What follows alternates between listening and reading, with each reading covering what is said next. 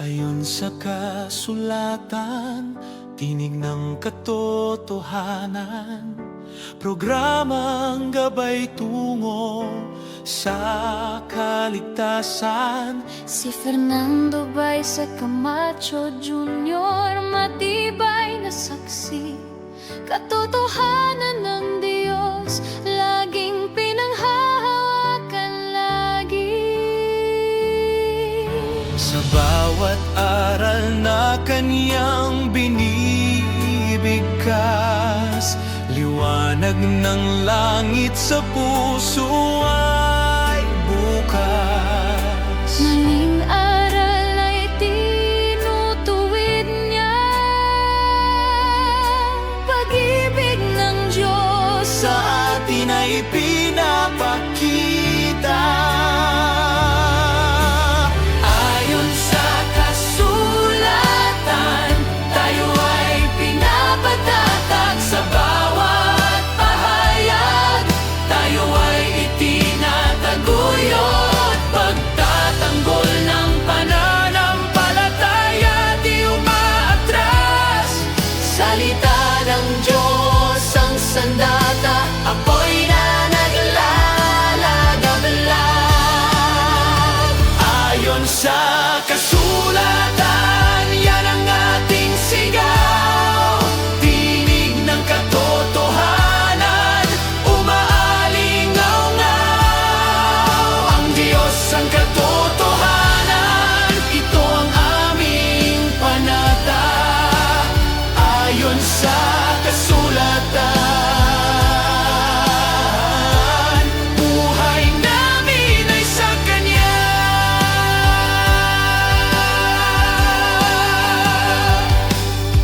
Sa hamon ng mundo, tayo ay naninindigan.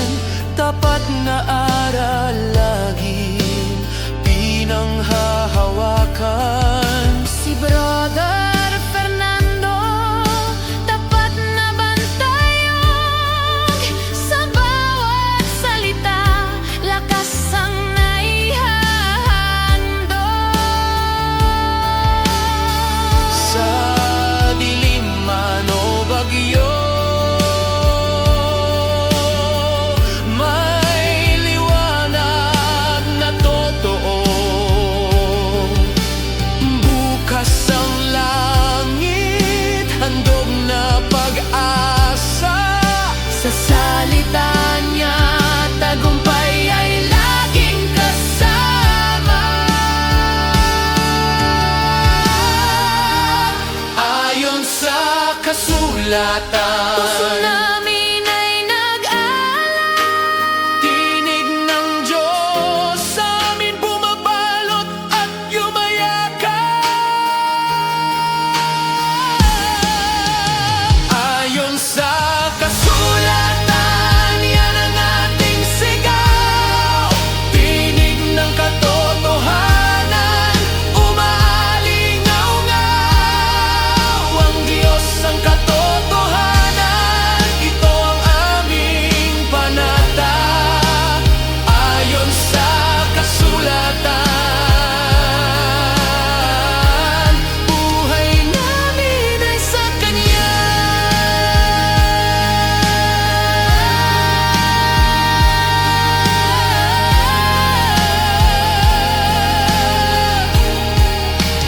Ayon sa kasulatan, Laging magliliyab ang aming pananampalataya.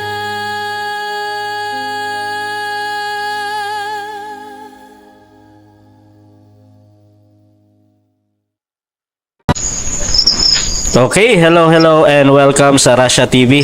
Kasama natin yung Bahay Talakayan at meron tayong debate na magaganap ngayon, March 2, 2023. At first time kong makadinig ng topic na ito sa buong taon ng pagdedebate, either written or voice call. Napakagandang topic, napaka-controversial, at ang topic ngayon na pag-uusapan mga kapatid ay patungkol sa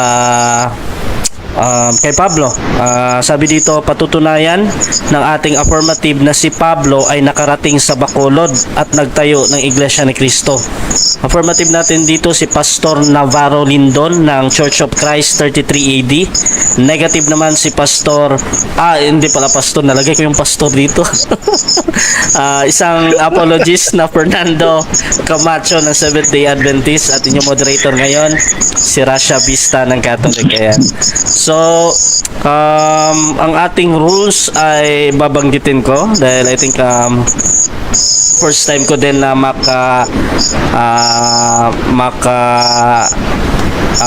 ma-moderate si Brother Lindon, no? So, rule number 1 natin, ang lahat ng sagot ay kailangan sagutin ng 20 seconds maximum. Kung titigil ang sumasagot ng at least 3 seconds, magsasabi na ako ng next question. Rule number 2 natin, kung categorical ang question, kailangan sumagot ng categorical muna bago magpaliwanag na hindi lalampas ng 20 seconds. So, kung merong tanong na yes or no, tama or mali, gwapo o hindi, dapat mamili mo na doon. Ayan. Rule number 3 natin, kung hindi niya sasagutin ang tanong, magkakaroon siya ng pagkakataon na magpaliwanag ng 10 segundo kung bakit niya hindi sinasagot ang tanong na iyon. Rule number 4 natin, sagutin ang tanong nang naaayon sa tanong. So, syempre, kung ang tinatanong ay sino, either magbigay kayo ng pangalan or saan chapter and verse sa Biblia. So, probably Bible or John, mga ganon. So, ganon yung mga sagot natin. Rule number 5 natin, sa first stand, doon lang dapat magtanong sa inilatag ng katunggali. At kung tinatanggi niya ay automatic next question sa first stand at sa rebuttal, doon na pwedeng itanong ang lahat. Ayan. Rule number 6 natin, ang debater na makakatanggap ng 2 warning mula sa akin ay may disiplina yan. Babawasan ng 1 minute or daragdagan ng 1 minute. Bakit 2 warning? Kasi bihirang-bihira akong magbigay ng warning, mga kapatid. Ayan. Rule number 7, bawat senaryo ng objection, isang beses lamang maaari magpaliwanag at hindi na susundan ng another objection. So, rule number 8, hindi pinapahintulutan ang physical na atake. Gaya ng matanda ka na, mahina, etc. So, lalo-lalo na ang pagmumura na nakasanayan. Rule number 8 natin lang. Rule number 9 natin, no challenge question. Yung mga tanong na kung mababasa ko or paano kung mabasa ko. So, any form na tanong na ganyan ay automatic nating hindi pinahihintulutan kahit pa sumang-ayon ang kanyang katunggali dito. Rule number 10 natin, ito lamang ang iiral na patakaran bilang pagsasaayos ng debating ito. Yung setup ng debate natin, 10 minutes first presentation, 7 minutes cross, 10 minutes rebuttal, 7 minutes second cross, at meron tayong 5 minute na conclusion. Mauna dito ang negative, mahuhuli naman ang ating affirmative. So, sumasang-ayon ba ang ating affirmative sa mga nabanggit? Yes, sumasang-ayon po, kapatid na Russia, sumasang-ayon po. Okay, at sumasang-ayon din ba ang ating negative? Yes, Your Honor, sumasang-ayon po. Okay, yan yung ating kumpirmasyon. At syempre, before natin simulan ang ating debate, gusto ko muna silang magpakilala at ano yung mga posisyon nila sa topic na ngayon at ano yung inaasahan nila sa gabing ito. So, unahin na natin si Pastor Lindon. Pakilala ka, kapatid. Sige, no, so once again, good evening. Good evening sa lahat ng ating mga mahihilig mag-aral ng salita ng Diyos at sa lahat ng ating mga debaters at sa lahat ng ating mga panauhin dito sa Rome, no? Sa gabing ito po, I am Pastor Lindo Navarro. Nagpapakilala po pala ko sa inyo po lahat. Isa po akong defender, no? Church of Christ defender. At the same time, I am a minister or pastor in a Church of Christ 33 AD in Bacolod City, Negros Occidental. Ako po ay natitindig sa paksang patutunayan ko na si Apostol Pablo ay nakarating sa Bacolod at nagtayo ng Church of Christ. Yan ho, maraming salamat. Okay, at syempre yung ating negative din. Pakilala ka, kapatid. Okay, ang inyo pong maliit na lingkod kay Kristo, isa pong bagitong apologist na maliit na miyembro ng Seventh-day Adventist Church. Tumatayo po sa panig ng negatibo na salungat sa pagpapatunay ng atin pong pastor na Baron Lindol sa kanyang patutunayan na si Apostol Pablo nakarating sa Bacolod, nagtayo ng iglesia. Sasalungatin ko po ang kanyang pagpapatunay at aking ilalabas ang katotohanan ang nakarating sa Bacolod mensahe ni Apostol Pablo at kaya mayroong naitayong iglesia. Hindi po mismo si Apostol Pablo. Maraming salamat po at magandang gabi. Okay, at ang inyong moderator ulit, Russia Vista ng Catholic, no? At simulan na natin ang ating debate. So hinihiling ko lang doon sa live na mag-share kayo kung gusto niyo marami makapanood. At syempre dito sa loob ng room na dapat kayo ay manatiling tumahimik at mag-unmute at mag-off ng camera upang ang makita lamang sa ating screen ay yung ating mga debater. So yan, at eto na, sisimulan na natin ang ating debate. Bibigyan ko ng 10 minuto sa unang pagpapahayag si Pastor Lyndon ng Church of Christ 33 AD na sa kanyang patutunayan na si Pablo ay nakarating sa Bacolod at nagtayo ng Iglesia ni Cristo. Your time start now, bro.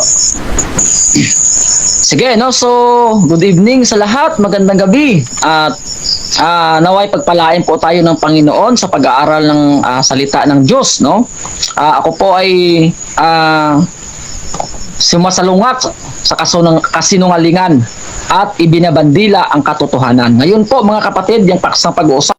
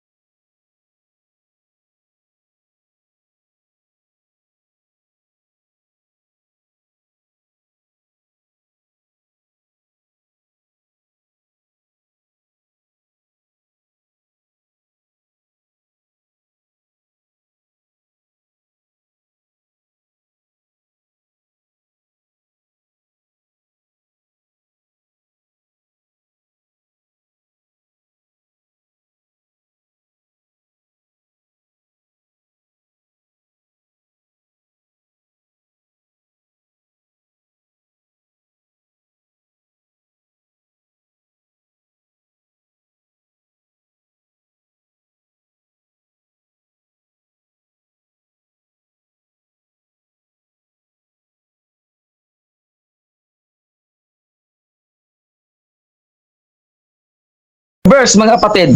So, napakalinaw ang sabi ng Mateo 28.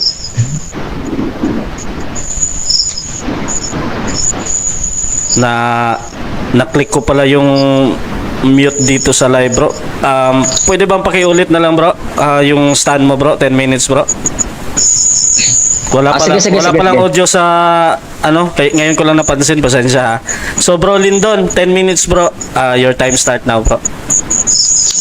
Okay, no? So, once again, magandang gabi sa lahat nating mga giliw natin taga-subaybay, sa lahat ng mga mahihilig mag-aral ng salita ng Diyos, at sa lahat ng ating mga panauhin dito sa Rome, at sa lahat ng mga live na nakapanood ngayon, no, sa ating live. So, ngayon mga giliw natin taga-subaybay, ang paksang pong pag-usapan namin ng Ginoong Camacho ay patutunayan ko na ang apostol na Pablo ay nakarating dito sa Bacolod. So pag sinabi kasi nating Bacolod, yan ay hills, no, or Bacolod, Bacolod, yan tawag diyan, no.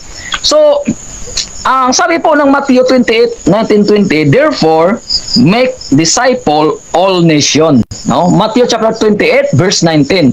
So gawin ninyong alagad ang lahat ng mga nasyon. Sabi po ng Biblia yan, no? So, lahat ng mga nasyon. Ibig sabihin, mga kapatid, itong Pilipinas kasama na po dyan. Sapagkat yung Pilipinas ay nation din, no?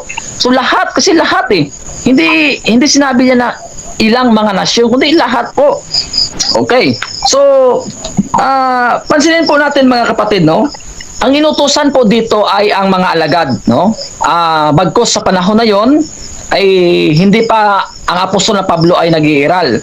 Pero pansinin po natin, mga kapatid, yung gospel po ay nanatili po yan hanggang sa panahon ng Panginoong Jesucristo, ay mula sa panahon ng Panginoong Jesucristo hanggang sa panahon ng apostol na Pablo. So, gawin ninyong alagad ang lahat ng mga nasyon. So, dito mga kapatid, pansinin po natin na sa panahon ng apostol na Pablo ay nakarating po siya sa Asia, no? So ito po ang sabi ng banal na kasulatan sa Gawa 20:16, no? Ang sabi ng Biblia dito, the next day we will sail from there, arrive for Chios. The day after that we cross over the Samos, and sun following and arrived at Miletus. Paul had decided to sail past Ephesus to avoid spending time in the province of Asia, for he was hungry to reach in Jerusalem, if possible, by the day of Pentecost, no? So, malinaw ho, mga kapatid, na ang apostol na Pablo ay nakarating sa Asia. So, pansinin po natin, yung Asia po, ang Pilipinas ho, ay sako po ito, bahagi po ito ng kontinente ng Asia, no? So, sa makatuwid bagay, ang apostol na Pablo ay nakarating sa Asia, mga giliw nating taga-subaybay. So, ito mga kapatid, pansin po natin, paano natin masasabi na ang apostol na Pablo nakarating dito sa Bacolod? May isang talata po ang Gawa. Kasi ang sabi kasi ng Biblia kanina, ng Matthew 28, humayo kayo sa lahat ng bansa, gawin ninyong mga alagad ang lahat ng bansa. Hindi po natin pwede na na i-disobey yan. Yan ay sinunod talaga, no? Sinunod talaga diyan ng mga alagad. So sa makatuwid bagay, yung mga alagad talagang humayo yan talaga sa lahat ng mga bansa. Kaya masasabi natin na ang apostol na Pablo ay nakarating sa lahat dito sa Bacolod, mga kapatid. Pansin po natin, Gawa 19. So ito po ang babasa natin sa Gawa 19. So pansinin po natin, mga kapatid, So pag mayroon kayong mga Ilonggo na Bible, kasi dito sa Bacolod, Ilonggo, ita-translate ko lang sa ita-translate ko lang po sa Tagalog, no? Kasi hindi yan si kapatid na Camacho medyo sanay sa Ilonggo, pero ito pong yung malinaw ho na nakasulat dito sa Ilonggo, mga kapatid, no? So Gawa 19, yung sa Ilonggo po, binuhatan. Binuhatan po ito, yung sa Ilonggo, nakalagay dito ay binuhatan or gawa. So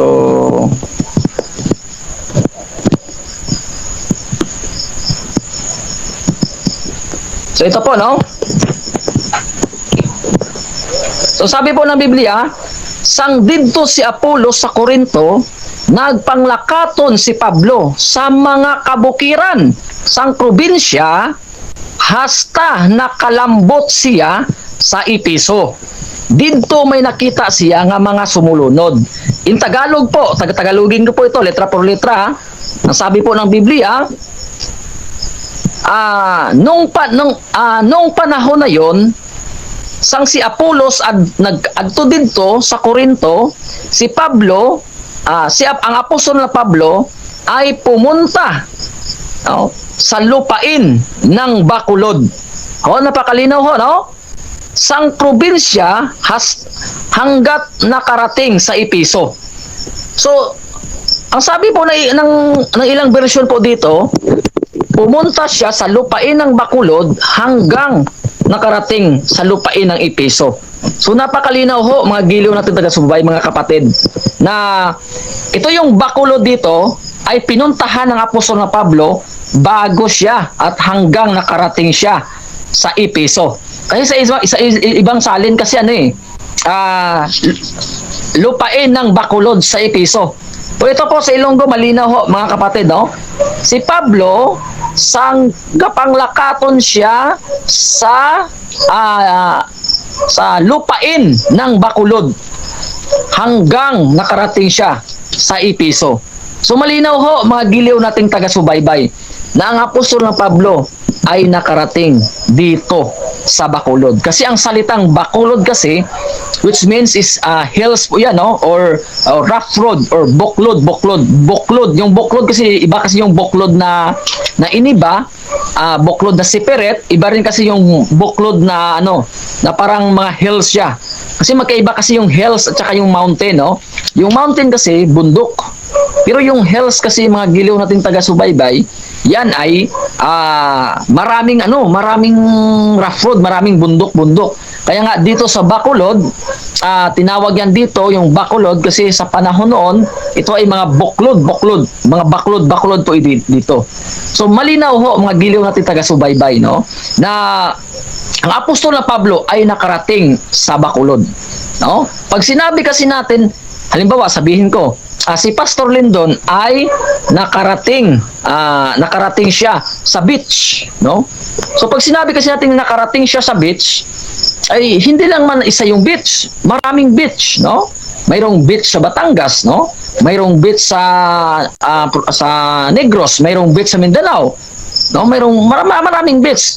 Pag sinabing Bacolod talaga, mga kapatid, ayon sa Gawa 19, no? Kabanatay 1, ang talatay 1, kabanatang 19, ang talatay 1, nung si Apolos nandun sa Corinto, ang apostol na Pablo ay nagpunta sa lupain ng Bacolod, mga kapatid. Hindi lang po sulat yung nakarating, kundi siya mismo, mga kapatid, ay nakarating sa Bacolod. Bakit? Kasi ang apostol na Pablo, mga kapatid, siya yung apostol na hinirang sa mga hintil. Siya yung apostol na apostol ng mga hintil. Siya kasi yung apostol na ginamit ng Diyos upang ipahayag ang ebanghelyo sa mga hintil. Basahin po natin, mga kapatid, yung Gawa 9:15. Ito po ang sabi ng banal na kasulatan sa Gawa 9:15. But the Lord said to Ananias, "Go, this man is my chosen instrument to carry my name before the Gentiles and their kings and before the people of Israel." So ito pong apostol na Pablo, ito pong apostol, siya pong apostol ng mga hintil. Kaya dito po sa ating mga hintil, no? Kaya nasasabi natin ang apostol na Pablo ay siya apostol ng hintil, siya mismo yung nagpunta dito at nagtayo ng iglesia. So ano pong iglesia yan? Yan ay ang iglesia ni Kristo, or INK, no? Hindi po kami INC, kundi INK, iglesia ni Kristo. Ayan ho. So napakalinaw ho, mga giliw nating taga-subaybay. Ang sabi po ng Mateo 16:18, at sinasabi ko naman sa iyo na ikaw na Pedro, at sa ibabaw ng batong ito ay itatayo ko ang aking iglesia. No? So kung ang apostol na Pablo ay pumunta dito sa Bacolod, wala siyang ibang iglesia na itinayo. Hindi niya itinayo ang Iglesia Adventista. No? Hindi po tinayo yan. Itinayo niya yung iglesia ng Panginoong Hesukristo, sapagkat yan ang nakasulat letra por letra sa Biblia. Ang sabi mismo ng Panginoong Hesukristo, itatayo ko ang aking iglesia sa makatuwid bagay, iglesia ni Kristo. Time. Yan, walang ibang iglesia po yan, mga kapatid. Okay. Kaya nga, Time na, bro. sige. Maraming salamat. Okay, so dyan natatapos ang first presentation ng ating affirmative. At by the way, sa mga bagong pasok dyan sa ating live at saka sa ating dito sa room sa Russia TV, ang pinag-uusapan nila ngayon ay patungkol kay Pablo na patutunayan ng ating affirmative, yung nagsalita kanina na nakarating siya sa Bacolod at nagtayo ng Iglesia ni Cristo. At ang negative naman, yung bibigyan ko ng 7 minuto na pagtatanong, unang pagtatanong. Fernando Camacho ng SDA, your time to start now. Okay. So, good evening. Pastor Lindon. Evening. Ako pong tanong, opo. Ang una ko pong tanong sa inyo, nabanggit po ninyo kasi no, yung Bacolod. At alam natin na ang Bacolod ay galing po sa salitang Hiligaynon. Nang ibig sabihin ay burol, o buklod at punso. Yan ang meaning ng Bacolod, Stone Hill. So dito po sa sinipi ninyo sa Gawa 20, Gawa 19:1, may Bacolod kayong nabasa, no, sa wika ninyo, no? Yun bang Bacolod diyan? Yan ba ay kumakahulugan na punso? Yes or no? Yes. Absolutely yes. Sapagkat ang ibig sabihin ng Bacolod means hills. Ang ibang salin ng version sa Biblia, mayroon yan hills or maburol na lupain. Sa ibang salin ng Tagalog, hindi ko lang po malukit kung aling salin yon, mayroon ako nabasa diyan na maburol. Okay. Kung ang kahulugan ng Bacolod ayon sa binasa po ninyo sa Acts 19 verse 1 ay punso, ano po yan sa tekstong Griego? Hindi ko po nakita yan sa tekstong Griego, no? Mga kapatid na Camacho. Yung tinignan ko lang dyan yung salitang English na hills or sa Tagalog ay maburol, sa Ilonggo ay buklod, no? Or bulubundukin sa ibang salin ng Biblia. Okay. Next question. Ang pinagbabasihan po ninyo, yun lamang Bible translation at hindi yung Greek text New Testament tungkol sa Acts 19 verse 1. Tama po ba? Yes. Sapagkat ay yung paksa natin ay ang apostol na Pablo ay nakarating sa Bacolod, hindi po patungkol sa Greek. Okay. Okay. So, yung Bacolod sa 19 verse 1, saan niya tumutukoy? Sa mataas o sa mababa? O parehong mataas at mababa? Mataas at mababa, sapagkat yung buklod, mayroong mataas, mayroong mababa. Hindi lang po mataas yan, kasi pag sinabing mataas yan, mountain yan, no? Yung buklod, mayroong mataas at mayroong ding mababa. Ayan ang rough road. Next question. Okay. Sa tekstong Grego, ang nakalagay ay hanoterika. Yung hanoterika, tumutukoy sa mataas. Hindi kasama yung mababa at mataas, kundi sa mataas lamang. Tinatanggap mo ba yon? Yes or no? Yes, tanggap ko yun, sapagkat yung buklod, yung burol ay may mataas. Kaya sabi ko, yung burol may mataas, may mababa. Next question. Okay. Sabi mo kanina, yung buklod tumutukoy sa parehong mataas at mababa. Ngayon, nang dinala kita sa Greek text, tumutukoy lamang ito sa mataas. Kinokontra mo ba yung una mong sinabi? O binabago mo na ba yung una mong sinabi? Yes or no? Hindi ko po dapat kontrahin. No.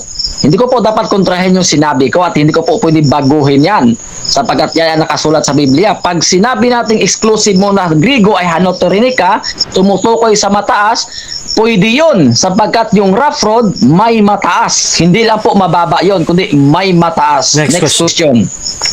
Okay, ulit ang tanong. Yung 19, uno ng gawa, yan ba yung buklod?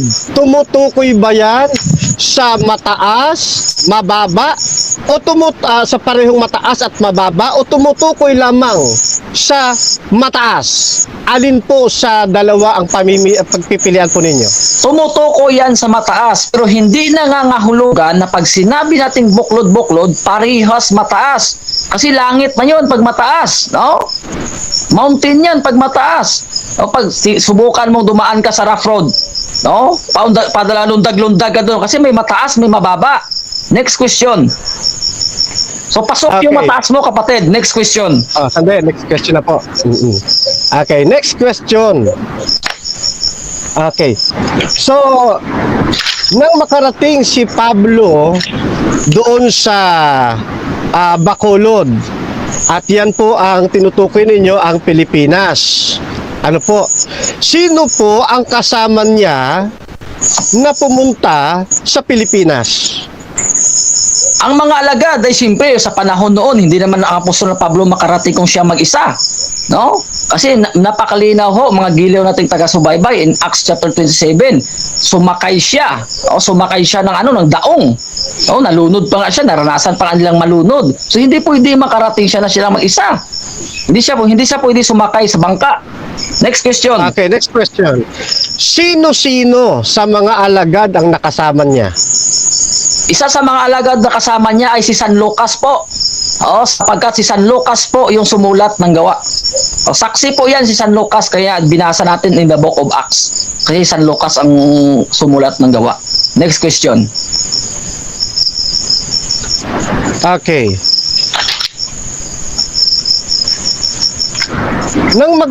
Kapag nagtatayo si Apostol Pablo sa mga kanyang pinupuntahan, nagbibigay siya ng mga sulat.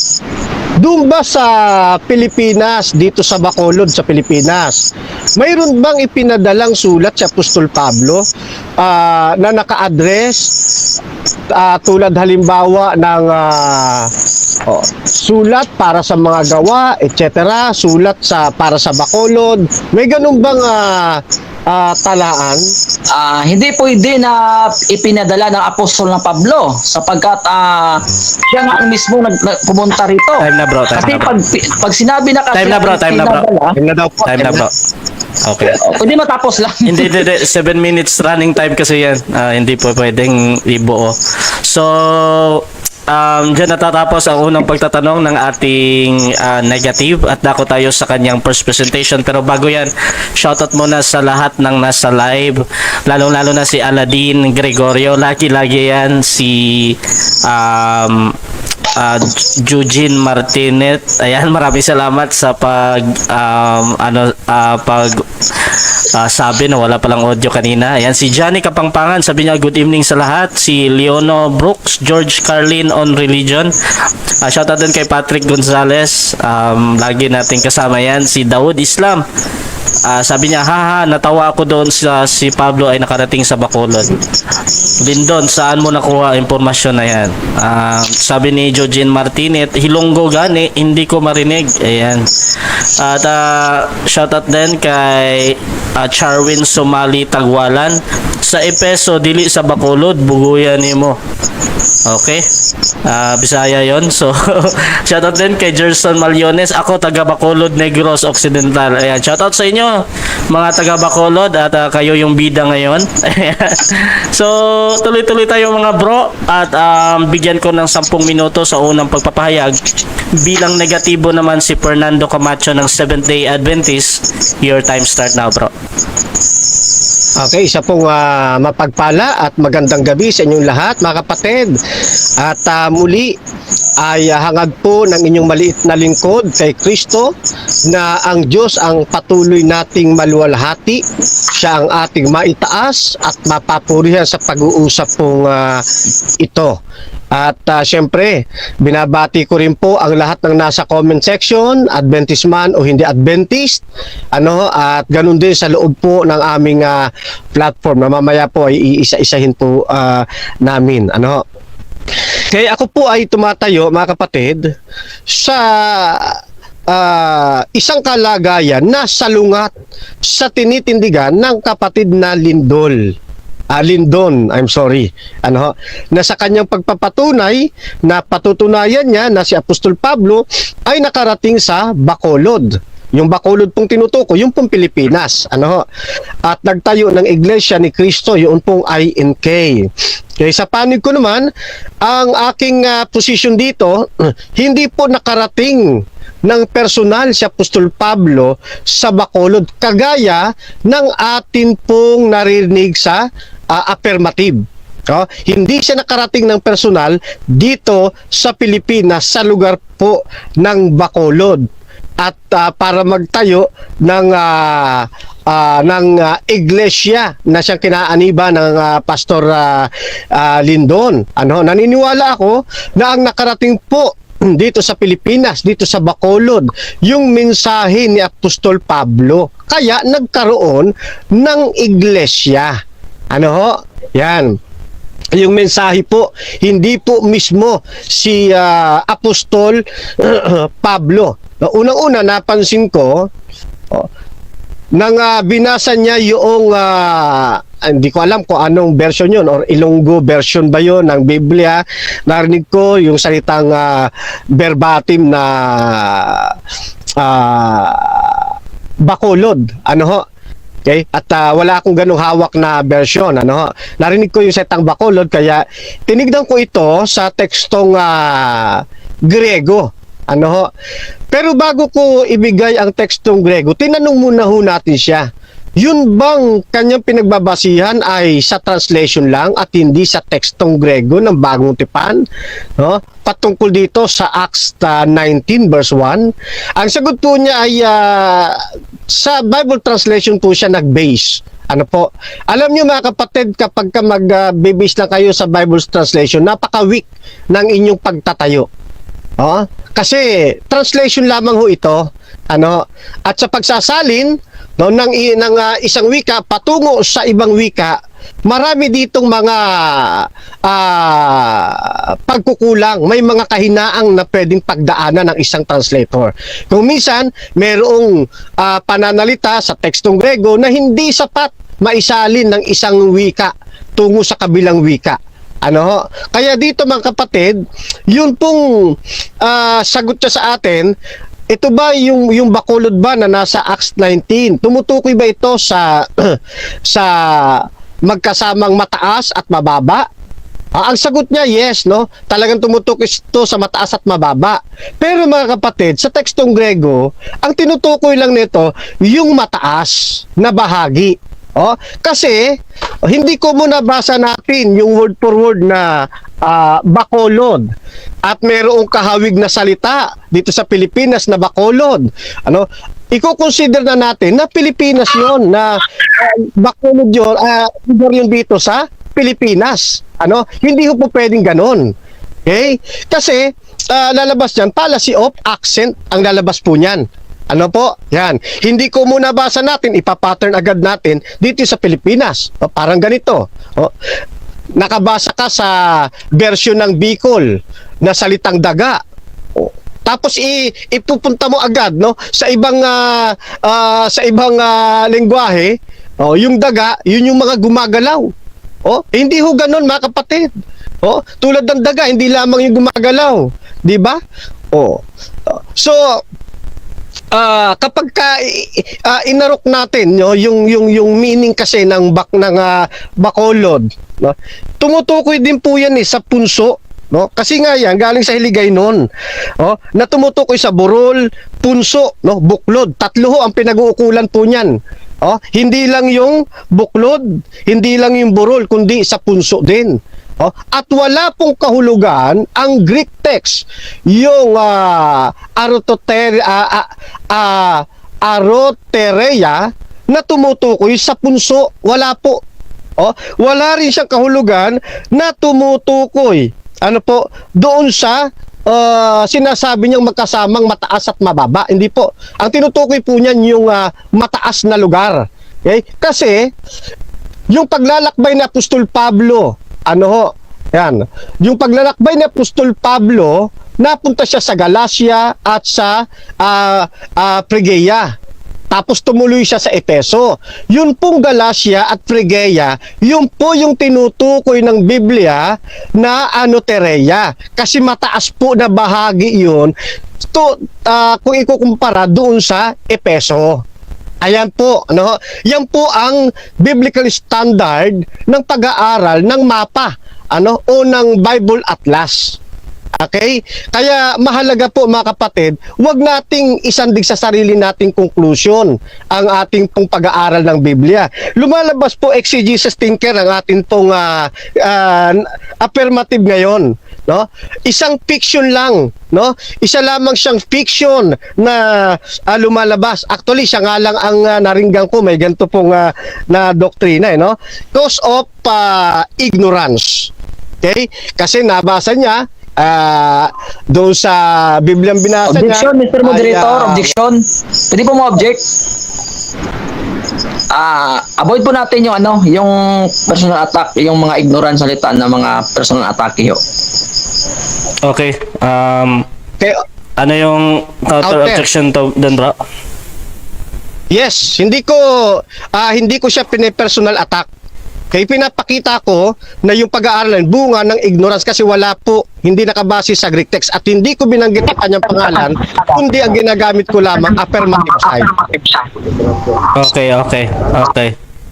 So, Bro Lyndon, meron naman tayong policy ng ignorance, bro ba? Yung policy na tawag na yun.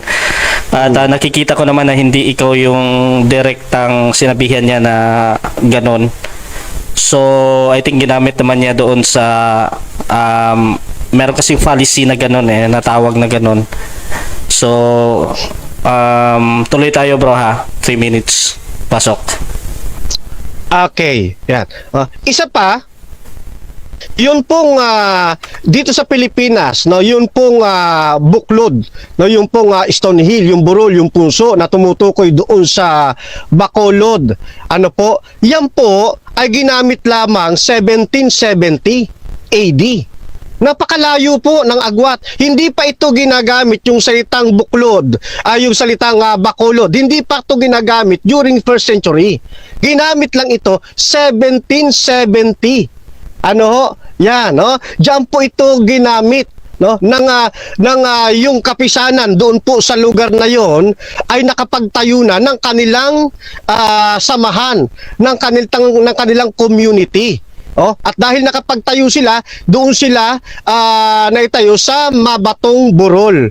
Kaya 1770, tinawag nila itong Bacolod, na ngayon ay distrito ng Granada. Alinsunod sa mga pag-aaral. Pero mga kapatid, during that time, si Apostol Pablo patay na. 1770. Kasi diyan lamang natawag po yung Bacolod Kaya imposible si Apostol Pablo mapunta sa Bacolod at pangalanan niya yung napunta niya na Bacolod kung sa Pilipinas siya napunta. Kasi wala pang ganung salita doon sa Pilipinas ng lugar na ito. Okay? So lumalabas 16th century lang, 18th century lang nagkaroon po ng termino na Bacolod dito sa Pilipinas. Kaya yung Bacolod na nasa Biblia na nababasa po niya, hindi po yung tumutukoy sa Pilipinas, kundi sa mataas na bahagi ng pinanggalingan ni Apostol Pablo. I-search nyo po mga kapatid, di ba? Yan. So, then before 1770, 1770, nagkaroon na rin ng mga capital diyan pero hindi pa pinoformalize yung pangalang Bacolod kasi 734 AD nagkaroon pa ng capital ng Negros Occidental O, tapos naging ano pa yan, military district. Ano, ayon sa kasaysayan ng Bacolod. Kaya napakalabo mga kapatid na ito ipapasok sa first century. Oh, walang kinalaman ang Bacolod sa paglalakbay, Bacolod sa Pilipinas sa paglalakbay ni Apostol Pablo, no, papunta doon sa Anoterea, doon sa Acts 19. No, kaya sablay dito ang presentation ng affirmative, ano, and actually mga kapatid, ano, na-discover lamang ho yung Bacolod, ano ho, yung Bacolod na yan dito sa Pilipinas pagkatapos ng expedition ni Ferdinand Magellan noong 1521, di ba? 1521. Then saka lang sila naglakbay dito sa Pilipinas. At pagkatapos 70-70 nga, doon na siya Time. formal na tinawag na Time. Bacolod. Okay, so dyan natatapos unang presentation ng ating negative. At dako naman tayo sa unang pagtatanong ng affirmative. Brother Pastor Lindon ng Church of Christ 33 AD. Your time start now, bro.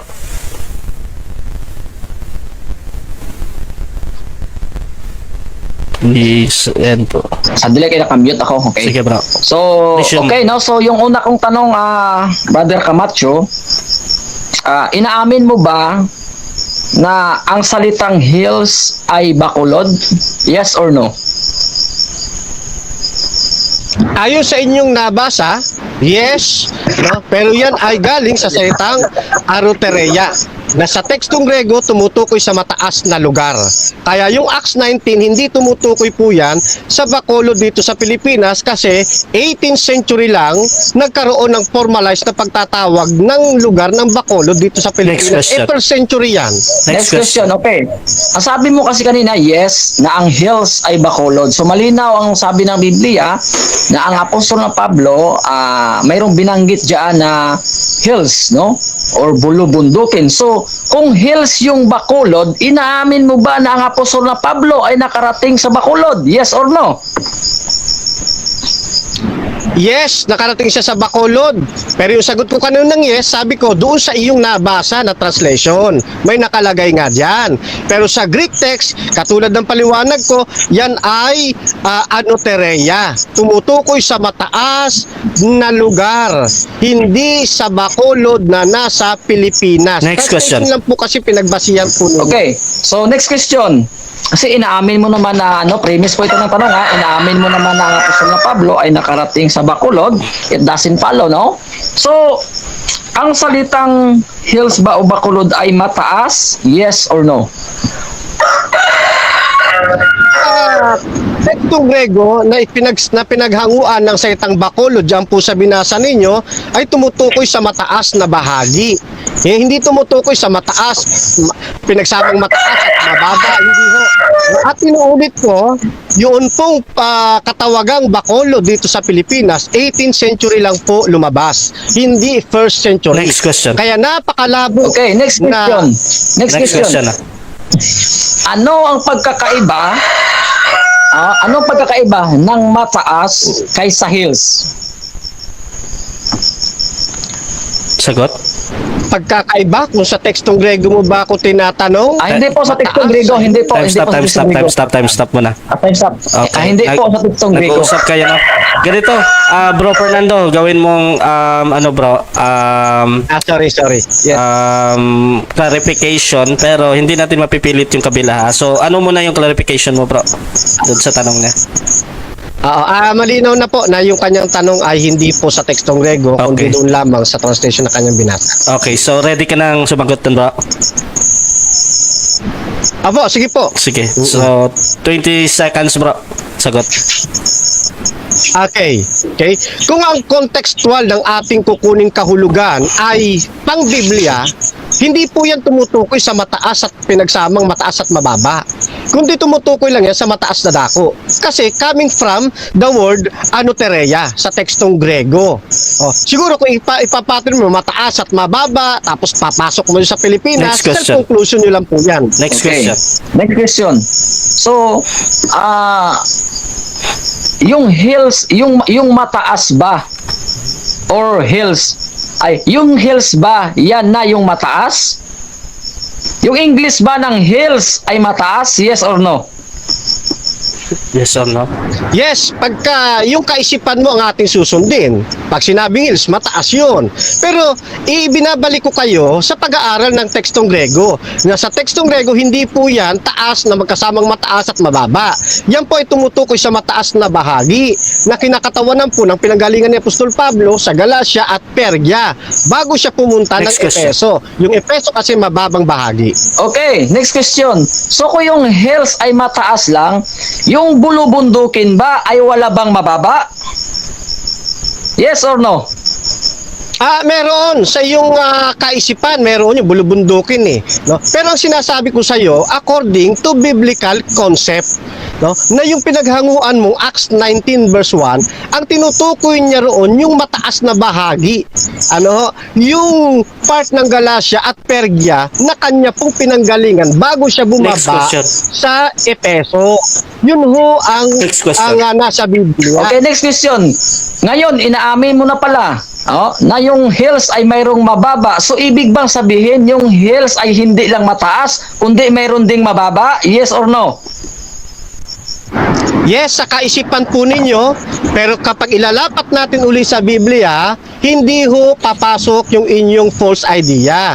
Kasi ang tinutukoy lang ng Acts 19, yung pinanggalingan ni Apostol Pablo na Galacia, Pergia, bago siya bumaba ng Epeso. Hindi kasama dyan ng Pilipinas kasi yung Next Bacolod question. ay 18th century lang, nabuo ang pangalan.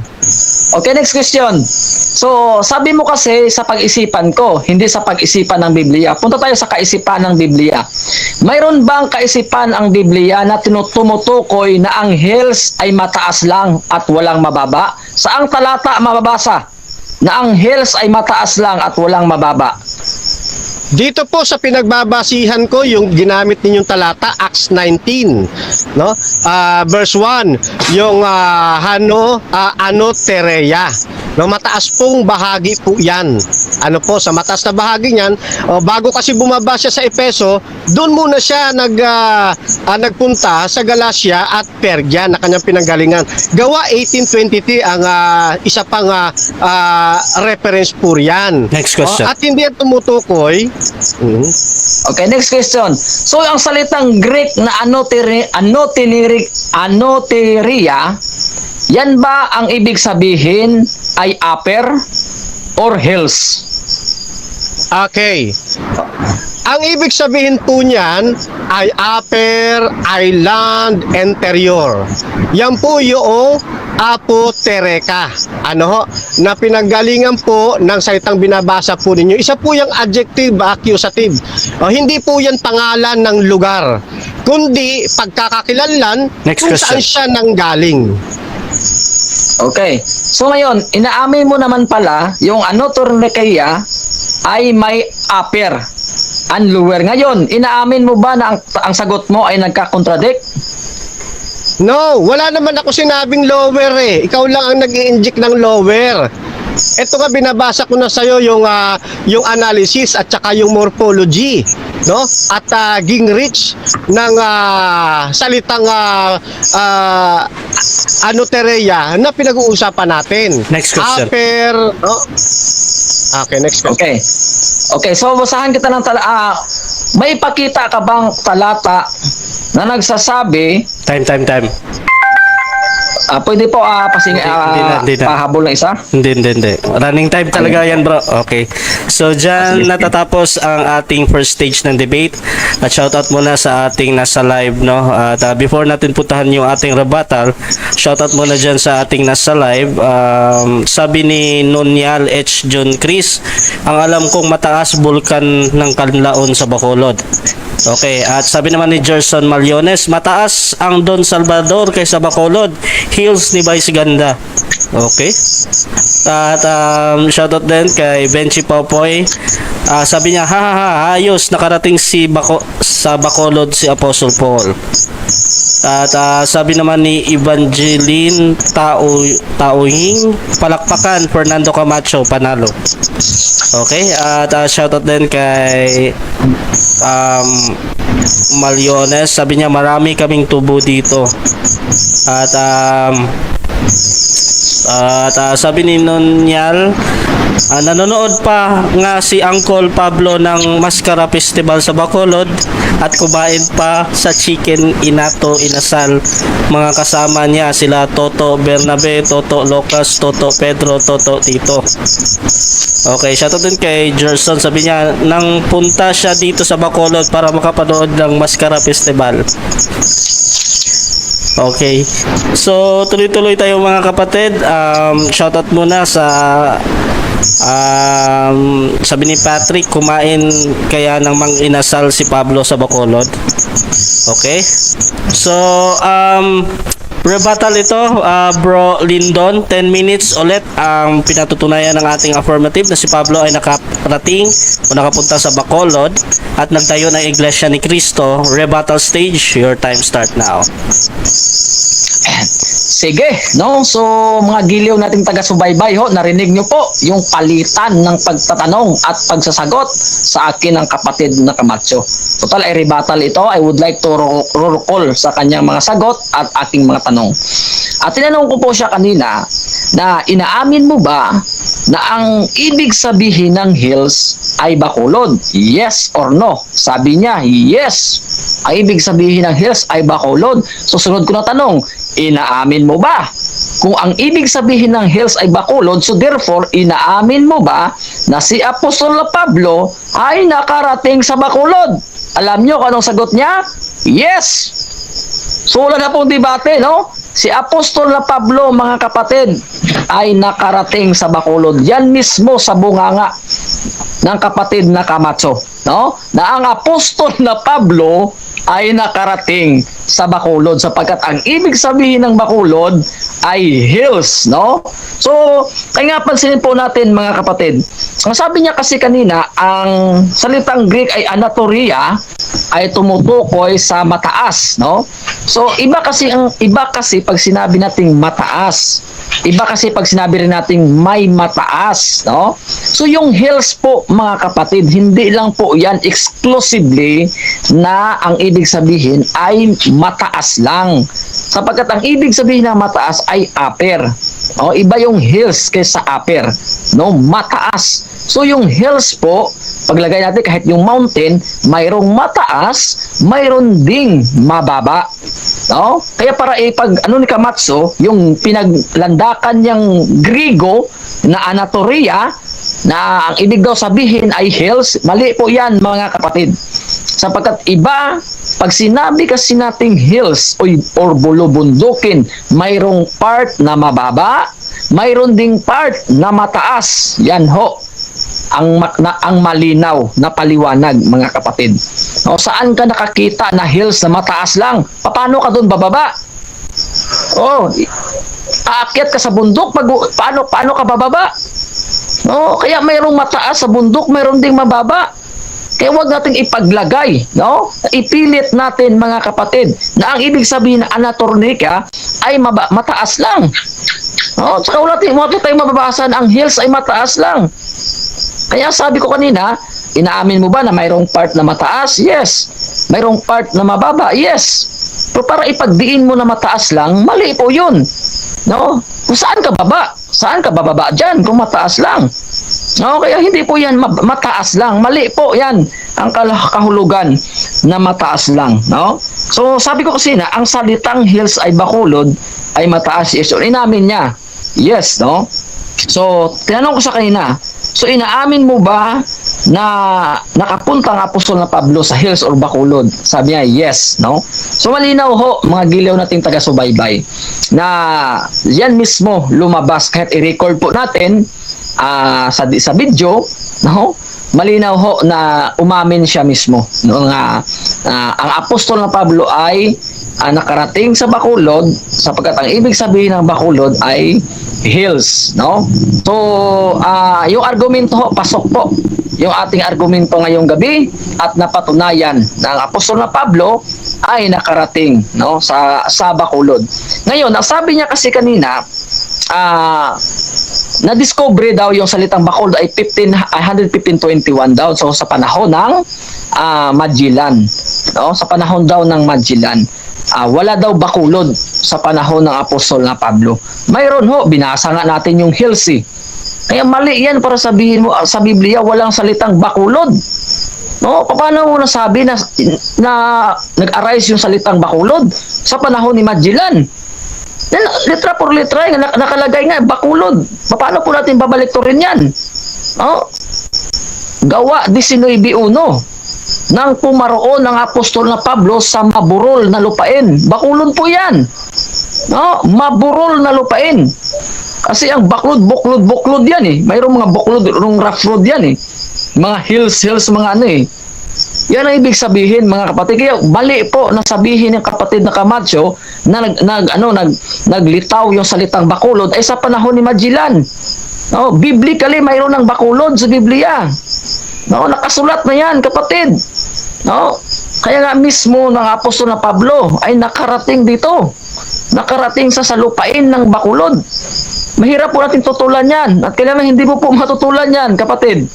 Sapagkat yan ang sabi ng Biblia, no? So mali po yung yung pagkaunawa niya na hindi nakarating daw, no, ang apostol na Pablo, no? Kasi yung katunayan niya, yung pinaka-katwiran niya na ang salitang bakulod, ang salitang hills daw ay mataas lang.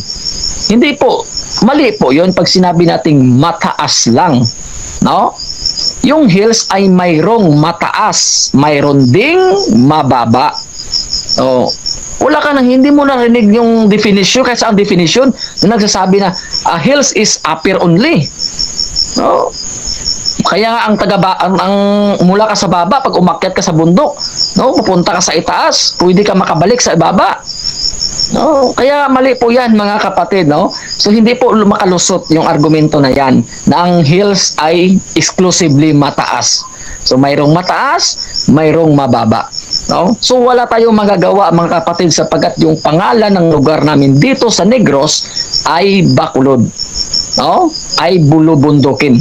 At 'yan ang sabi ng gawa. Kasi ang apostol na Pablo ayon sa gawa 9:15 hinirang sa bilang apostol ng mga hintil. Ayan ho. So tayo ay kabilang sa mga hintil na hinirang na naging instrumento sa ating buhay ang apostol na Pablo. Sapagkat ang sabi po ng Matthew 28:19-20, go ye therefore and teach all nation. No? Humayo kayo sa lahat ng nasyon.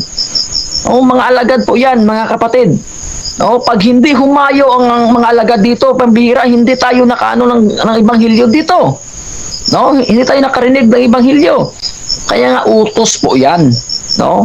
Hindi po huwag po nating suwayin ang utos ng Panginoong Kristo. Pag sinabi niya humayo kayo sa lahat ng mga bansa, gawin ninyo silang mga alagad. Kasama na po 'yan dito, mga kapatid. No? Kaya tayo ay nanging alagad tayo. Kaya nga sa amin yung original na katawagan ng mga members namin noon sa panahon pa ni Campbell ay disciples of Christ. No? Tinawag kami noon ay disciples of Christ. No? Sa panahon ng Restoration Movement during the time ni Alexander Campbell. No? Kaya kaming mga disciples of Christ, kami kasi yung nanatili sa mga apostles' doctrine. Ang sabi ng Juan 8, if we continue in my word, that you are my disciples indeed. Ayan, kami ang nanatili, ang sumunod sa ebanghelyo ng Panginoong Hesukristo. Kaya kami ay tinawag kami mga alagad ni Kristo. Yung mga alagad ni Kristo ay kabilang po sa kanyang iglesia. Ano po yung iglesia niya? Ay iglesia ni Kristo. Yan po ang nakalagay sa Biblia na itatayo niya ang kanyang iglesia. Sa makatuwid bagay, iglesia ni Kristo. So yung sa loob ng iglesia ni Kristo, yung mga member po dyan ay mga disciples of Christ, mga kapatid. No? Kaya mahirap po tutulan. No? Hindi po uobra yung pagtutol ng ating negatibo. No? Hindi po siya papasa kasi medyo mababa lang yung kanyang argumento Yung kanyang basihan, ito po pansin natin yung kanyang basihan na mataas lang daw. So doon pa lang sa salitang mataas lang, hindi po natin pwede may consider yan na yung hills ay mataas lang. Yung hills ay mayroong mataas, hindi yang mataas lang. Mayroong yang mataas, mayroong ding mababa. O, hindi puro mataas. Oo. Kaya pag yan ang argumento, mga kapatid, hindi mo yan hindi mo yan ma-bullseye yung yung hindi mo mapabulaan yung paksa natin, no? Pag yan yung argumento natin. Kaya napakalinaw ho, mga giliw nating taga-subaybay sa ating mga nanonood ngayon, no? Na mismo ang banal na kasulatan, no? Na ang sabi ng Gawa 19, nung si Apolos ay nasa Korinto, ang apostol na Pablo ay pumaroon sa lupain ng Maburol, no? Mabulubundukin, no? Bakulod po 'yan, mga kapatid, no? At 'yan ay hindi matutulan, no? Pag sinabi diyan na ay pumaroon siya sa Davao, wala tayong magagawa. Pero hindi sinabi na pumaroon siya sa Davao. Ang sabi kasi ng iba, bakulo daw yan sa sa Episo. Oh, ang sabi ng Ilonggo na bersyon, ng ibang salin ng Tagalog, ay nakarating sa lupain ng Bacolod bago pumarating sa Episo. Sige po, maraming salamat. Okay, so dyan natatapos ang rebuttal ni Bro Lindon. Dako tayo sa 7 minutes na pagtatanong. Second cross ito ng negative, Camacho ng Seventh-day Adventist. Your time start now. Okay. So, doon po sa Matthew 28, 19 to 20 na sinipi po ninyo, mula pa doon sa una ninyong pagtatayo, kasama ba si Apostol Pablo sa pagpupulong na yon ng banggitin ng ating Panginoon, yung Matthew 28, 19 to 20? Kasama ba si Apostol Pablo sa pagpupulong na yon? Yes or no? No, hindi kasama ang apostol na Pablo.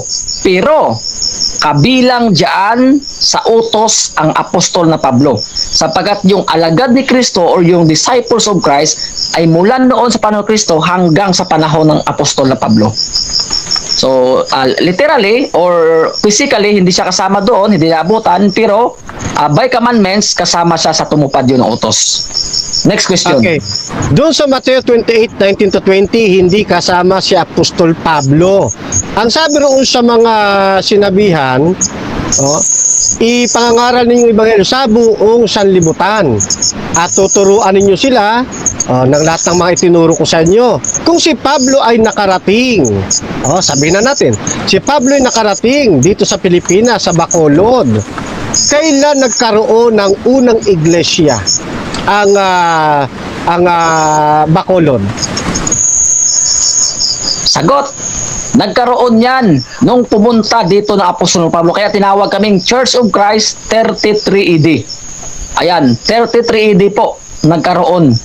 Pumunta dito ang apostol ng Pablo. Next question.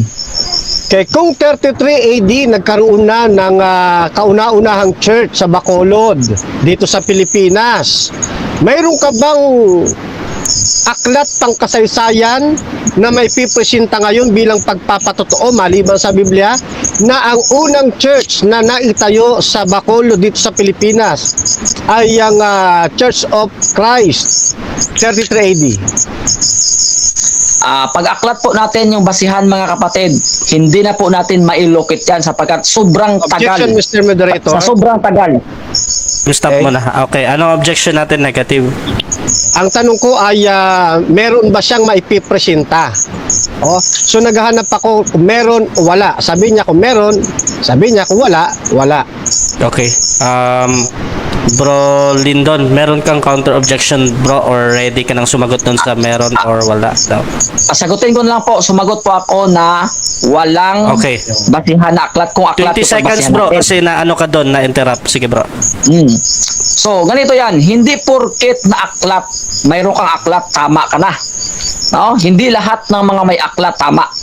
No? Pwede yung aklat-aklatan lang yan. Kaya hindi po kami nagbabase sa aklat ng tama.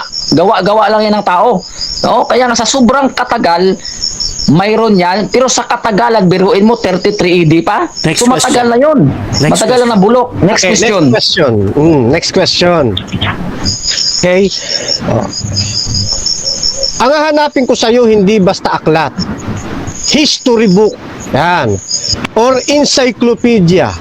or any standard reference na nagsasabing ang unang naitayong church sa Bacolod dito sa Pilipinas ay yung iglesia na inyong kinaaniban? Pakibigay po ninyo ng titulo ng aklat, pahina, at kung kailan ay publish.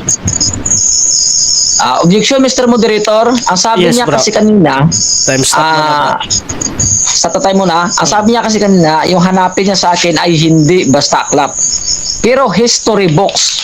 No, hindi aklat pero books pala. So aklat pa rin yung pinahanap niya sa akin. Okay. No? So ano ba talagang hahanapin mo sa akin? Aklat o hindi aklat?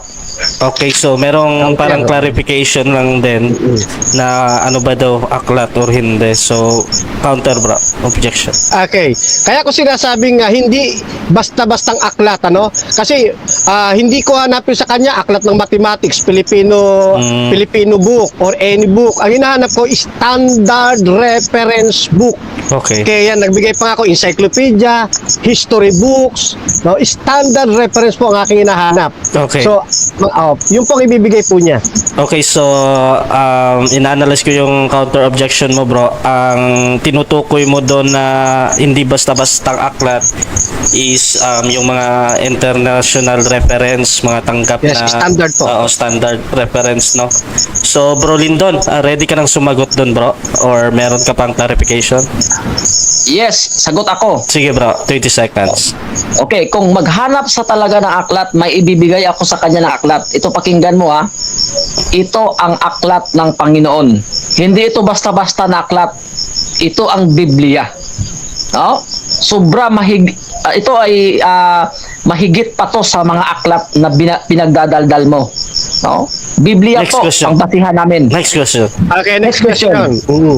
Dahil wala kang maibigay na standard reference like history, almanac, or etc. at tumungo ka sa Biblia, okay? Saang talata ng Biblia mo mababasa na yung binabanggit na Bacolod ay Pilipinas? Saan po? Sa talata ng Biblia. Ito po basahin ko po yung gawa. Yung gawa 20:16, ang sabi po dyan ng Biblia, ang apostol na Pablo ay nakarating sa Asia. So yung Pilipinas po ay sakop po yan sa kontinente ng Asia. At pagdating doon sa gawa 19, nakarating na siya mismo sa Bacolod. Hindi lang basta-basta Asia, hindi lang siya basta-basta Pilipinas, kundi Next question. sa Bacolod. Next question. Okay, next question. Sa gawa 20:16, nasabi mo yung Bacolod sa Pilipinas, gawa ng terminong Asia. Meron ka bang may papakita na Bible Almanac na sa Bible Almanac nakalagay sa kanyang mapa na yung Asia Minor, yung Asia nakatutok sa Pilipinas? Meron ba sa ang Bible Almanac nakalagay?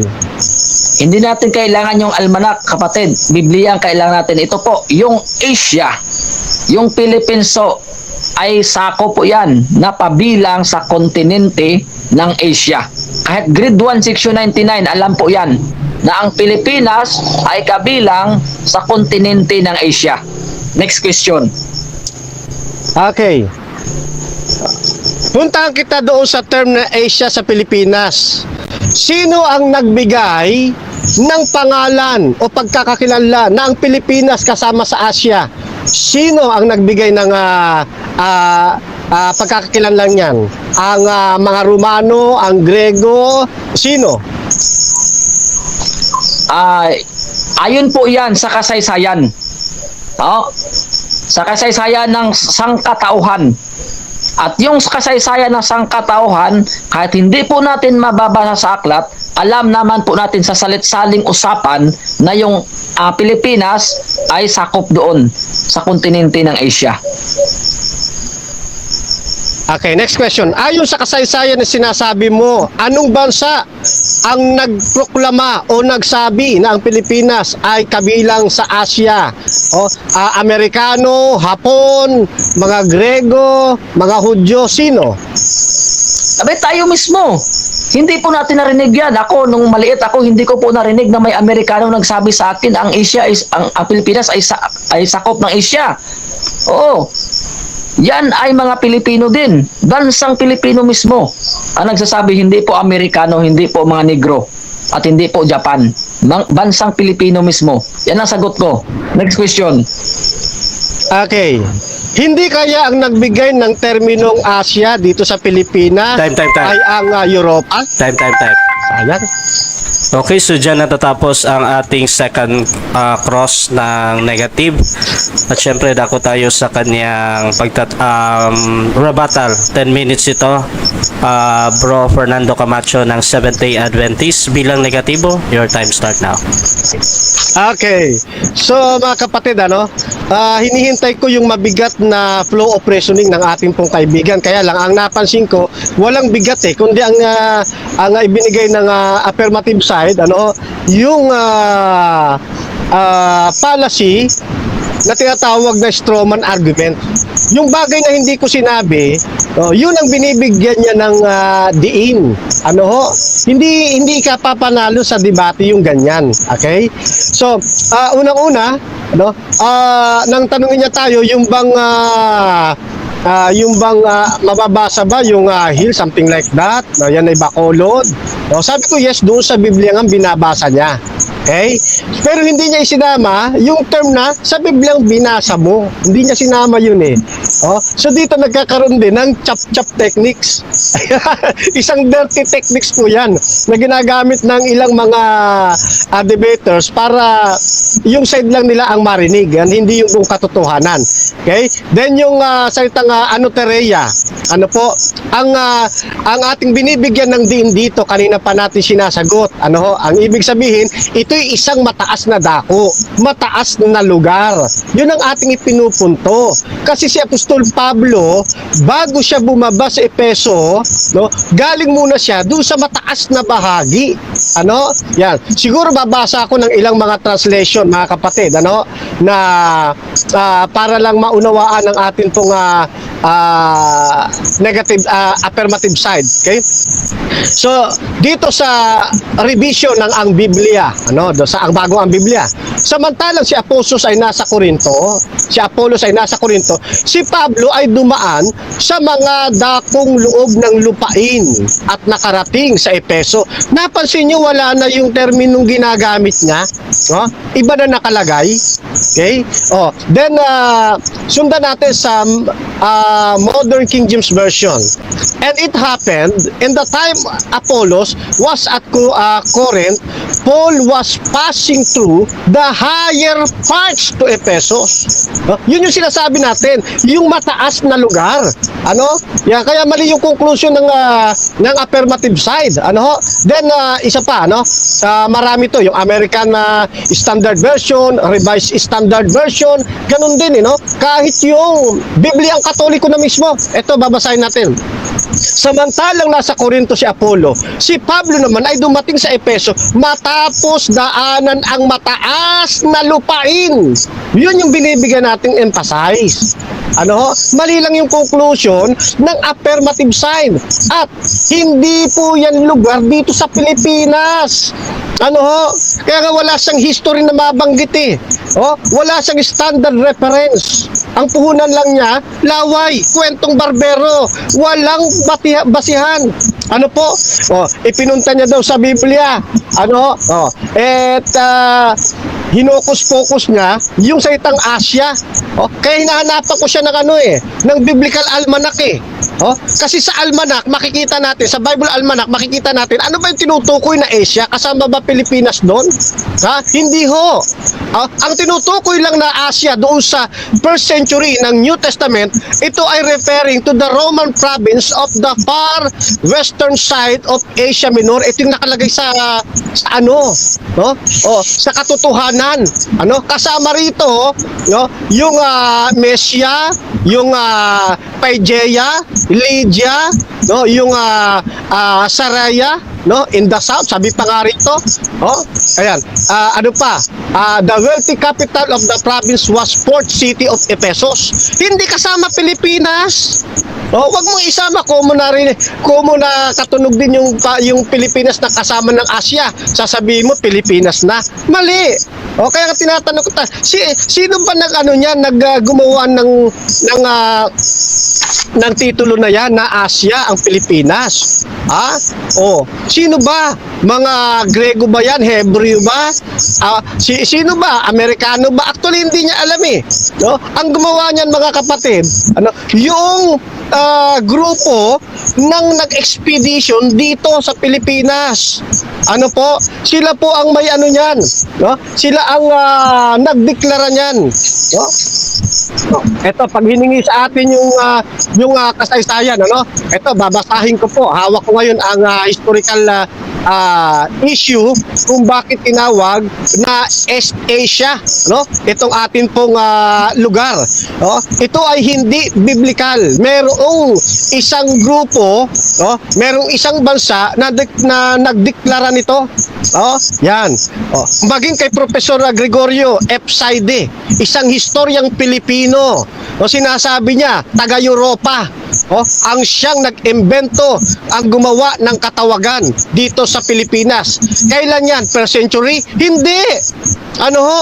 Hindi. Pagkatapos lang ng expedition ni Magellan sa kalang tinawag na Asia ang Pilipinas. Kaya during per century, ang Pilipinas hindi itinuturing na Asia. Ang tumuturing lang sa Asia, na Asia ang Pilipinas, yung pong nagdeklara, yung sumakop sa atin. Sila lang. Nawala itong kinalaman sa Asia na nasa Biblia. Kaya dito hindi babagsak yung ating katwiran. Kundi bumabagsak dito yung katwiran ng affirmative side. Walang basihan eh. Samantalang tayo kumpleto, may Biblia, may Greek text, at meron tayong mga external evidence. Kaya yung katotohanan nasa atin mga kapatid eh. Di ba? Ngayon, tinanong natin kailan nagkaroon ng kauna-unahang pagkakatatag ng iglesia dito sa Bacolod, dito sa Pilipinas? 33 AD daw. Palibasa nag-asabasa niya yung Asia, mali nga di ba? Mali. Ito sa kasaysayan, ha? Ito, ang kauna-unahang iglesia na natayo sa Bacolod dito sa Pilipinas ay ang Catholic Church. Yan ang katotohanan niyan, no? Yung Catholic Church, okay? Nag-start yung construction po ng pagtatayo ng kauna-unahang church sa Bacolod 1825. Sino nangaral? Si Father Julian Gonzaga na galing pa sa Barcelona, Spain. Siya yung isa sa mga parish church. Yan. Yan yung nasa kasaysayan. Sabi pa sa kasaysayan, yan, ito pa sabi, yung church na ito, yung kauna-unahang church na ito, which is Roman Catholic Church, yan, ito inaaniba ng ating moderator ngayon, si Karasya, yan. So ito ay nagkaroon ng inaugurated at nakumpleto January 20, 1882. Wala pa kayo rito. Wala pa kayo rito. At maging ang pananampalatayang Adventist, wala pa rin sa panahong ito, dahil ang kauna-unahan ayon sa kasaysayan, yung Roman Catholic Church, at hindi ko tinututulan yan, nasa kasaysayan yan kasi kaming mga Adventist, nananangan kami Biblia at history. Yan ang kaibahan natin. Samantalang ang affirmative nasa Biblia, out of context pa. Okay? So nagkakaroon pa ng self-proclamation. So walang naiintindihan ko kasi this is a kind of yung study niya ay mula sa terminong argument from ignorance. Walang sapat na naging pag-aaral. Okay? Walang sapat na naging pag-aaral tungkol dito. Okay? Yan.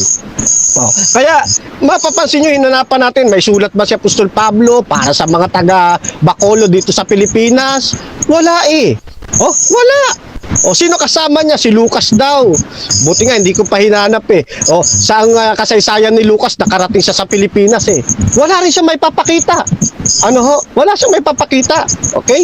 So, unbiblical, no? At wala sa context yung kanya pong paggamit sa talata. Ang ginagawa niya, pinasusunod po niya yung Biblia sa gusto niyang mangyari.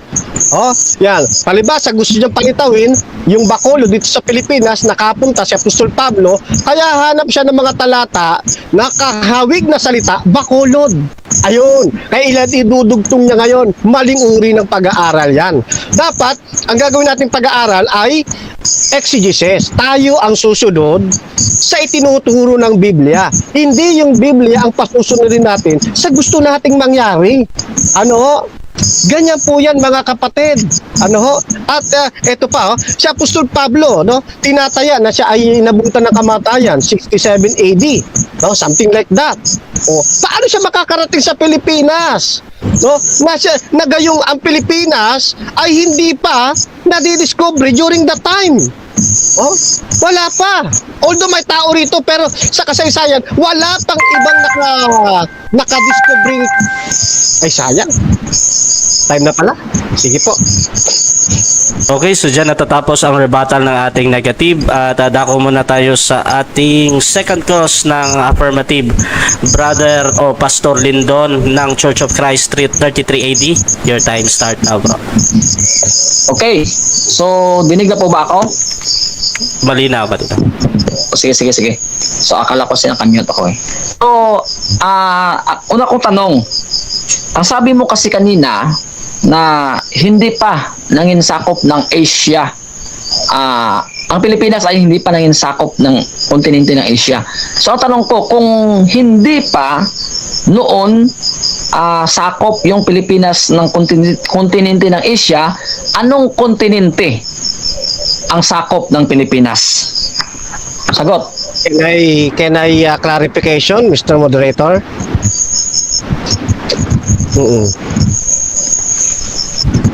Yes, saan niya ako tinatanong? Sa history o sa biblical perspective? Okay, tutugon ka ba doon, bro Lindon, or tuloy ka pa din sa pagtatanong mo? Yes. History po, history. Uulitin mo yung tanong. Ang sabi mo kanina, noon hindi pa, yung Pilipinas ay hindi pa sakop ng kontinente ng Asia. So ang tanong ko ay ganito, kung noon hindi pa sakop ang Pilipinas ng kontinente ng Asia, anong kontinente ang sakop ng Pilipinas noon? Sagot. Okay. Sige, bro. Okay, sagot.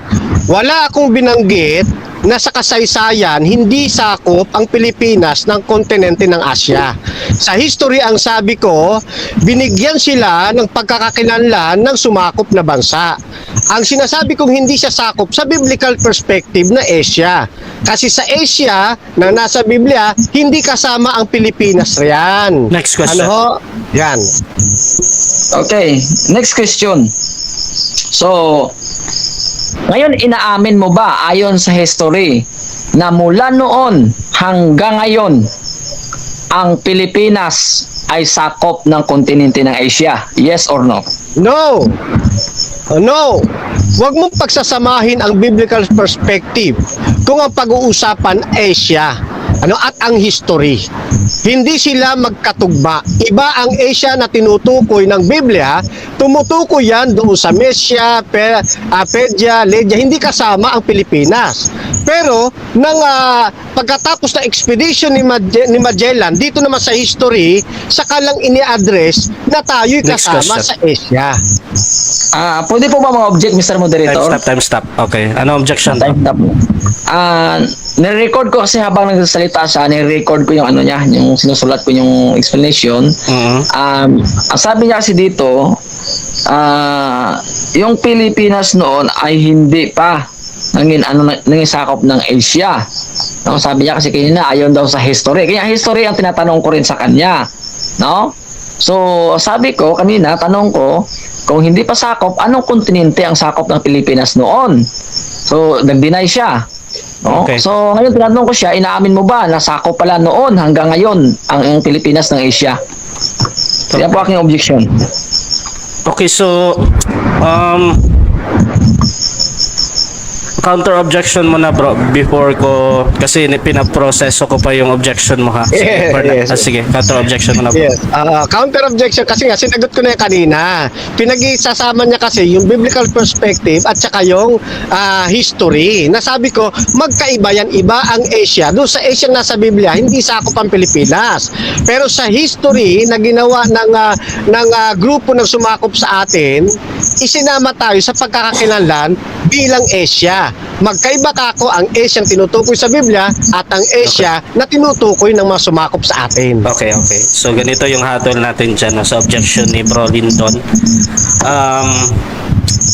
Yung sa recording mo bro, sa pagsusulat mo dyan, hands up ako dyan, either tama yan or hindi ako magja-judge sa inyo. Ngayon doon naman sa pagsasagot ni Camacho, since nasasagot naman niya either tama sa'yo or hindi, hindi pa din ako magde-decide kung saan papanig. Doon lang ako sa tanong at sagot bro. Ngayon doon na lang kayo sa final conclusion bro, umahabol nyo pa na sagutin, pero tuloy-tuloy tayo sa tanong at sagot bro. So nasa manonood na lang yan kung sino yung nagsasabi ng ano. Bro Lindon, pasok bro. Sige, no. So next question. Next question. Sabi mo kasi bago lang na magkaiba yung history ng Asia. So sa makatuwid bagay, magkaiba yung Asia na nasa Biblia kaysa Asia ng history. Ang tanong ko, saan ito na Asia? Yung tinutukoy sa Biblia, saan ito na Asia ngayon? Okay, ang Asia po sa Biblia na tinutukoy during the 1st century o New Testament refer to the Roman province of the far western side of Asia Minor. It included such region from north to south as Mysia, Pedia, which is shared in Galatia, Lydia, and finally Caria Next and question. the south. Next question na. Okay, next question. So kung magkaiba itong Asia na binabanggit mo sa mga lugar na sinasabi nyo, kung may Asia noon sa panahon ngayon, no? Sa panahon ng Biblia, no? Anong kontinente ang tawag sa bandang Pilipinas during the time na may Asia sa panahon ng New Testament? Wala. Kasi hindi pa declare as a bansa ang Pilipinas. Kaya hindi mo siya maisasakop sa kontinente kontinente ng New Testament. Okay? So maliwanag, ang Asia sa New Testament hindi kasama ang Pilipinas. Kasi na-declare lang ito na Asia nang sakupin tayo ng Europeans. Next question. Sila po ang nagbigay ng titulong ito. Okay, next question. So, ang sunod ko na tanong ay ganito. Ayon sa Matthew 28, 19 to 20, natupad ba ang utos ng Panginoong Hesukristo na ang mga alagad ay humayo sa lahat ng mga bansa? Natupad ba, yes or no? Yes, natupad sa pamamagitan ng kanilang pangangaral. Kaya nga tanong ko sa iyo, kasama ba si Apostol Pablo diyan na sa pagpupulong niya, sabi mo hindi siya kasama riyan. O sino ka natuparan po niyan? Yung mga apostol mismo, yung 12 na kasama niya at yung tuturuan ng mga apostol. Sila yung mag-spread out. Kaya kung gagamitin mo para kay Apostol Pablo, hindi sasapat. Okay, next question. So sabi mo kasi kanina, natupad ang utos ng Panginoong Hesukristo na humayo. Ang pag sinabing humayo, pumunta. No, talaga humayo sa lahat ng mga bansa. So ibig bang sabihin, kasama yan dito sa Pilipinas kasi lahat ng mga bansa. Ibig bang sabihin, bukod kay Apostol na Pablo, ay mayroon pang ibang mga alagad na nakapunta dito sa Pilipinas? Yes or no? Marami, hindi kasama si Apostol Pablo. Sino yung mga alagad? Yung tinuruan yun ng mga alagad. At yung tuturuan ng mga alagad, tuturuan din nila yung kanilang mga binabaybustadihan. Sila yung hayo sa buong sanlibutan. Huwag mong isama si Apostol Pablo sa Matthew 28, 19 to 20. Iba ang destinasyon kay Pablo. Okay, next question. So sabi mo kasi kanina, yung alagad ay tinuturuan para mangin alagad. So si Apostol na Pablo ba ay tinuruan din siya ng mangin alagad? Mayroon bang alagad na nagtuturo sa kanya para siya ay mangin alagad? Mayroon ba? Yes or no? Wala, ang tumawag sa kanya ang Panginoong Kristo. Oh, ang Panginoong Kristo ang tumawag sa kanya para maging alagad. Ano po? Kaya nga lagi nga silang nagtatalo ni Apostol Pedro kasi hindi si Pedro ang gumawa ng pag-ialagad ni Pablo. Ang Diyos ang gumawa ng pag-ialagad ni Pablo. At ang kausap diyan sa Matthew 28, Granting for the sake of argument na walang may nagtuturo, no? Sapagkat may nagtuturo po, ano ko yan sa kay Apostol Pablo, si Ananias, granting for the sake of argument, no? Ang Panginoong Kristo mismo ang nagturo kay Pablo. So inaamin mo po ba, kapatid na Kamatso, na si Pablo ay isa din sa mga alagad? Yes or no? sa mga alagad. Pero wag mo siyang isasama sa Mateo 28:19-20 dahil wala siya sa pagpupulong na yan. Ginagamit mo kasi yung talatang yan para isama siya, para sabihin, para makarating siya dito sa Pilipinas, dito sa Bacolod. It's wrong. Maling analohiya yan, kapatid. So, ang sabi mo kasi kanina, o ang tanong kita kanina, na ang mga alagad doon na sinabihan sa Matthew 28:19-20, nakarating sa Pilipinas, sabi mo, kasi ang mga alagad ay nagtuturo sa mga alagad. So, inamin mo na ang Apostol Pablo ay isa rin sa mga alagad. Oh? So, inaamin mo po. Sayang.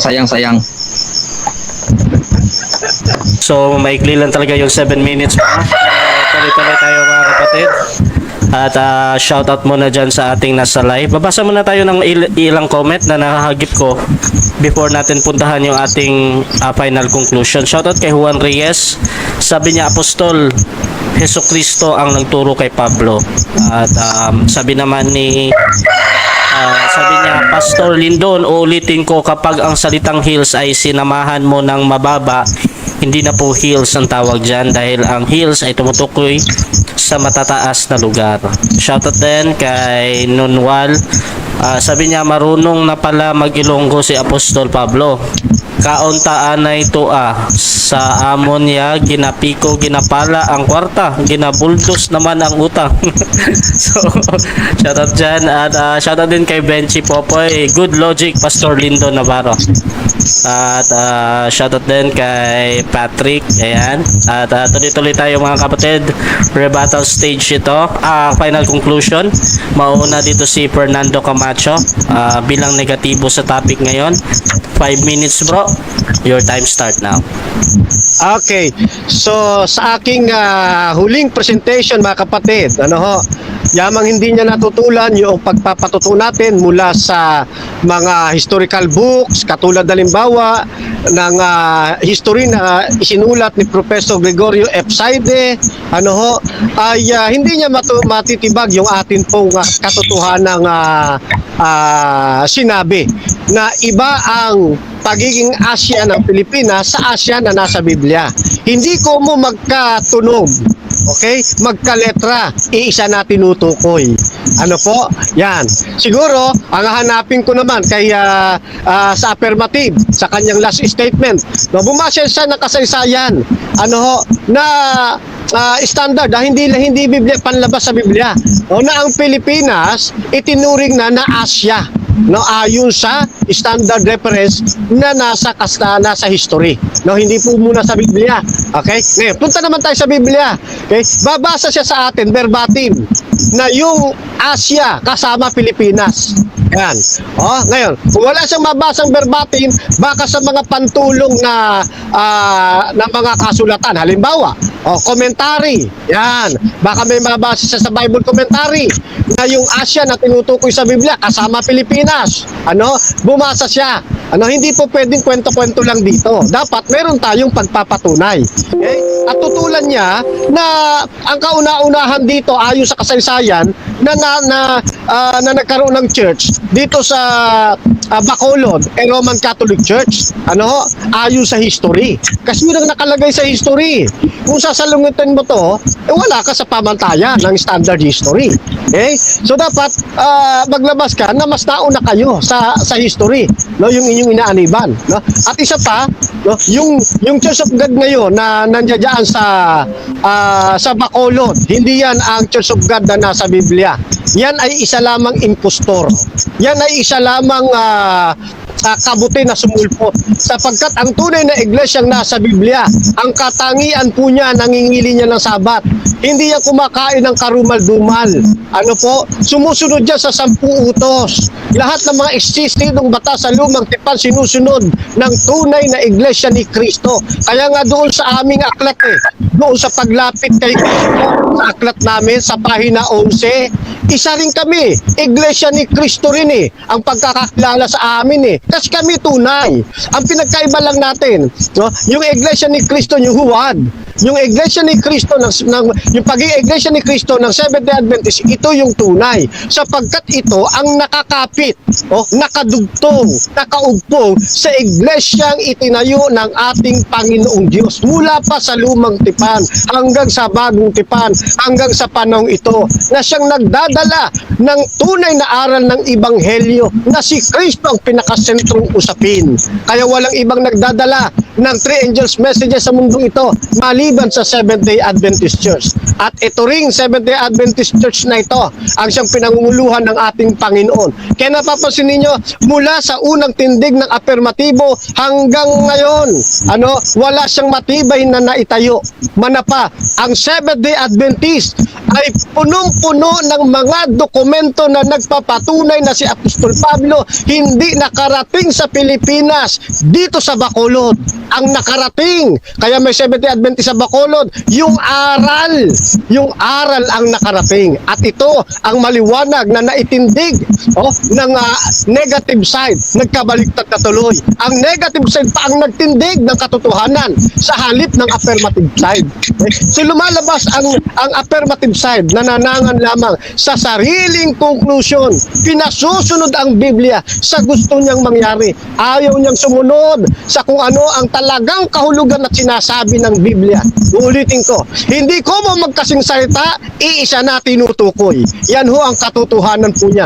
Then tutulad niya rin sa atin, yung mga Bible translation na ating binasa na nakabase sa biblical text, na yung Acts 19 ay tumutukoy sa upper place, sa mas mataas na lugar, bago siya pumunta sa mababang lugar ng Epeso. Yan ang mga aabangan natin. Kapag hindi niya ho naribat lahat ng yan, isa lang ibig sabihin yan, pagkawala siyang dokumento, nananatili pong nagtatagumpay ang katotohanan at Diyos ang patuloy na nagwawagi sa usaping ito, hindi ang affirmatibo. So mga kapatid, yan mga kakaunti na lamang aking oras. Salamat. Okay, so dadako tayo sa final conclusion din ng ating affirmative sa kanyang patutunayan na si Pablo ay nakarating sa Bacolod at tayo ng Iglesia ni Cristo. Your time start now, bro. Okay, so magandang gabi sa lahat, sa wakas ay nandito tayo sa ating conclusion, ito ang mga pansinin po natin mga giliw natin taga-subaybay. Ito yung mga basihan. Ito yung mga rason kung bakit ang kapatid na Kamatso ay hindi niya natutulan ang proposisyon na si Pablo ay nakarating sa Bacolod. Bagkus, pinatibay niya at siya mismo ang may sabi. Unang tindig ng tanong ko sa kanya, inaamin mo ba na ang salitang hills ay Bacolod? Sabi niya, yes. Sunod ko na tanong, inaamin mo ba na ang apostol na Pablo ay nakarating sa Bacolod? Sagot niya, yes. So ngayon mga kapatid, kayo na pong manghusga. Kakampi ko po ang kapatid na Kamatso na siya mismo ang umamin sa tanong ko po na ang apostol na Pablo ay nakarating sa Bacolod. So pangalawa, yung argumento niya na yung hills sa Griego kanina, i-translate sa Griego na anoteria, na ibig daw sabihin ng hills ay mataas, wala pong definisyon na mataas lang.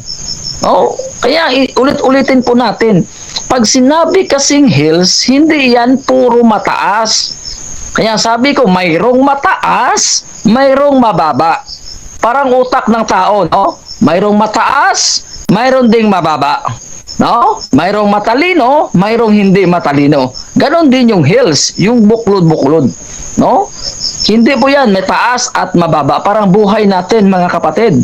No? Minsan sa ibabaw, ay minsan ay nasa ilalim. No? So, yan po, maliit at hindi po hindi po natin paniwalaan na yung argumento na yan na pag sinabi nating hills, no, exclusive lang doon sa mataas. Yung hills mayroong mataas at mayroon ding mababa. Kaya nga buklod-buklod kaya dito bakulod No? So hindi pa rin po natutulan ng ating negative, no? Yung ating proposition. So kung hindi niya matutulan, isa lang ibig sabihin niyan, no? Naniniwala siya at totoo ang ating tinitindigan ng Apostol na Pablo ay nakarating sa bakulod. Kasi pag hindi ito totoo, dapat tutulan niya yan. No, dapat lahat ng mga argumento, lahat ng mga anggulo, dapat iyan niya sa akin ay walang matibay, mga kapatid, na argumento.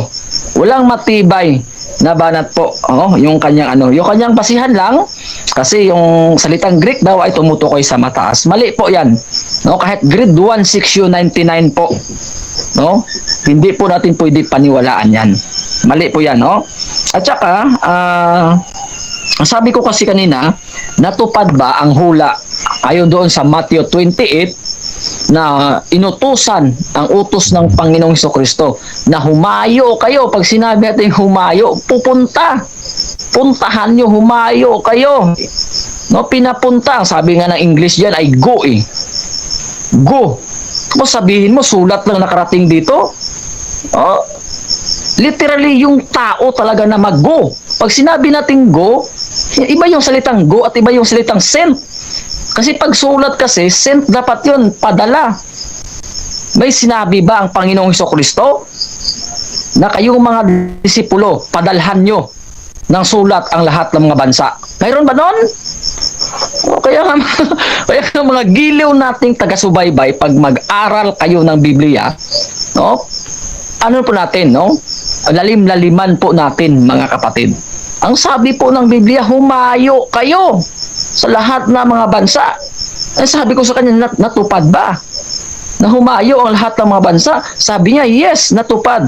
Pansinin po natin, lahat ng mga bansa. So, kasama na po diyan ang Pilipinas.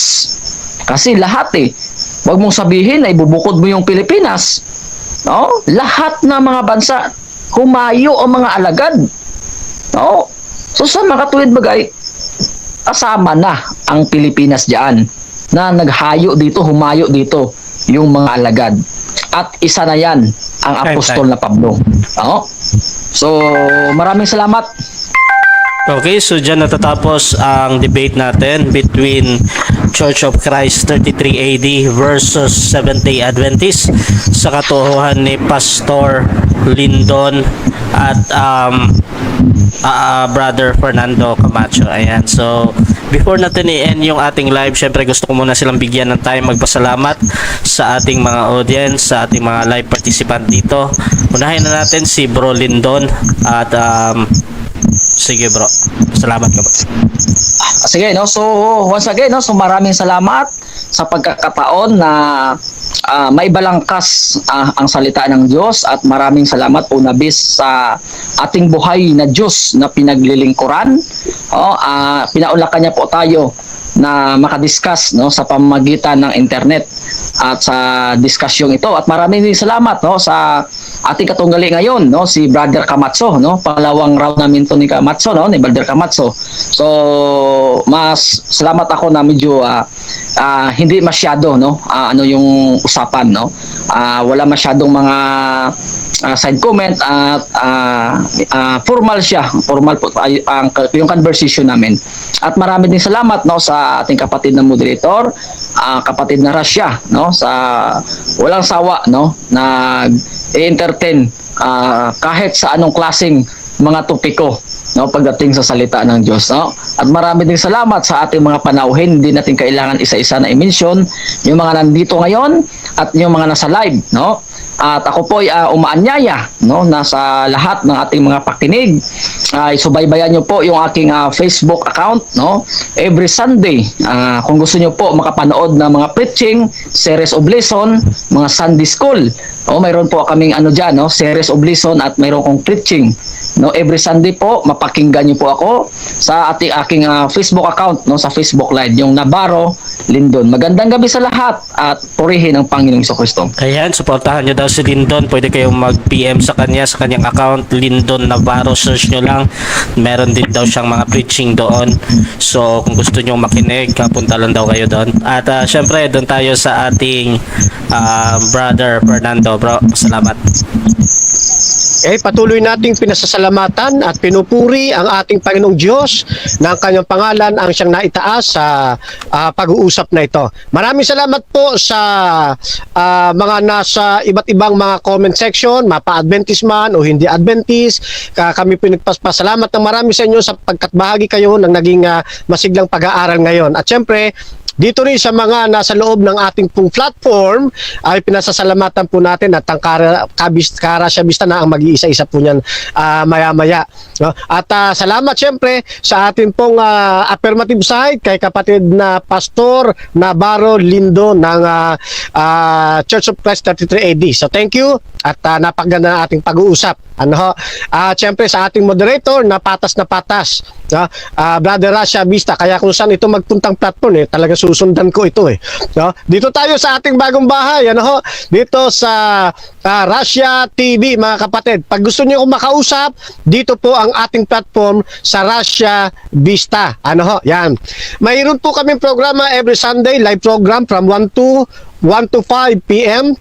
ang programang Ayon sa Kasulatan. Yan, subaybayan po ninyo kami. Ang akin namang personal na YouTube channel, type nyo lamang po Fernando B. Camacho Jr. Lalabas na po ang Back to the Truth Ministry. Compilation po yan ng iba't iba nating mga programa. Kasama na po ang debate nating mga isinasagawa. Okay? So, sa akin pong pagpapaalam mga kapatid, iniiwan ko po kayo sa mapagbiyayang palad ng ating Panginoong Jesucristo.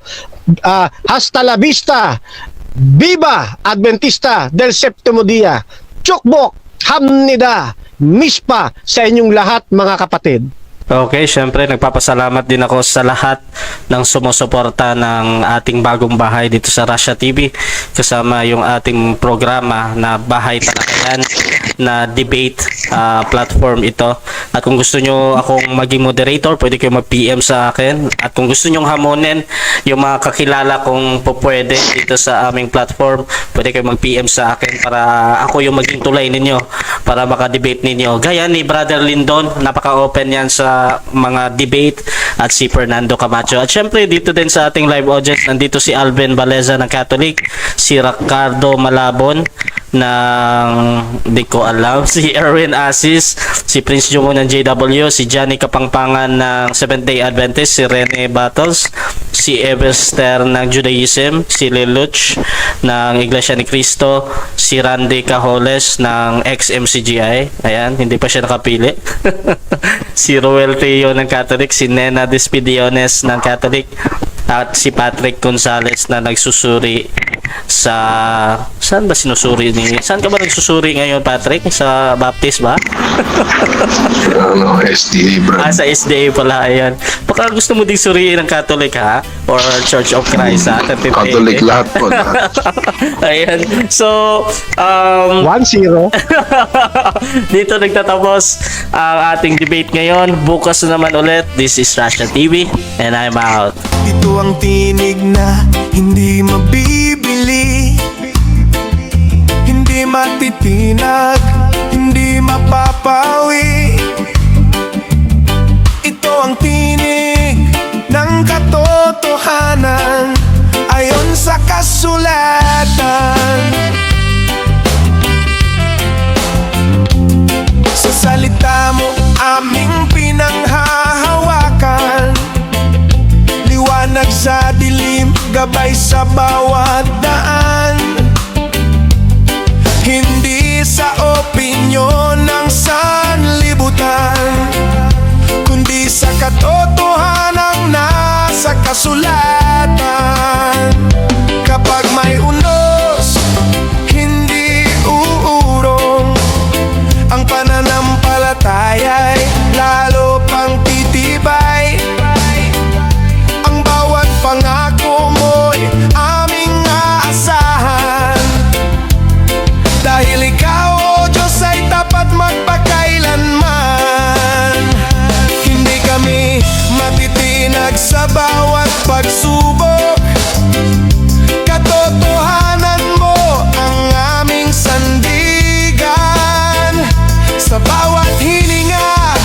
sa bawat